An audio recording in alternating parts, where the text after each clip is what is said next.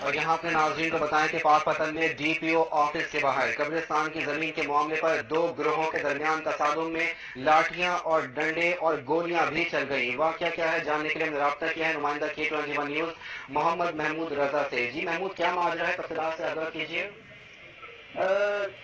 جی بالکل، پاک پتن میں قبرستان کی زمین پر قبضے کے خلاف درخواست دینے پر یہ تصادم ہوا ہے۔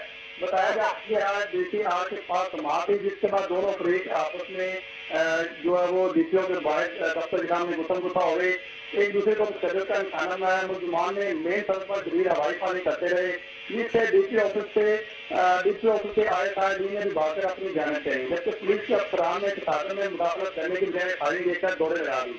تصادم 4 افراد شدید زخمی ہوئے، جنہیں DPO آفس منتقل کر دیا ہے۔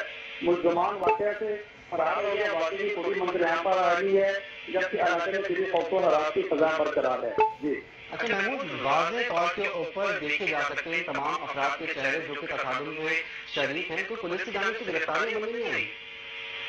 جی بالکل ایسے ہی ہے کہ جیسے کہ یہ اچانک واقعہ پیش آیا کہ جو فریقین تھے وہ اسی معاملے میں DPO آفس پہ آئے ہوئے تھے ملاقات کرنے کے لیے، لیکن جو فریقین تھے وہ آمنے سامنے ہوئے، جس کی بنا پر وہاں پہ سریعان چھوٹے ڈنڈوں کی وجہ سے انہوں نے آپ ہمیں اپڈیٹ کر رہے تھے DPO آفس کے باہر قبرستان کی زمین کے معاملے پر دو گروپوں میں تصادم کے درمیان لاٹھیاں اور ڈنڈے چل گئے۔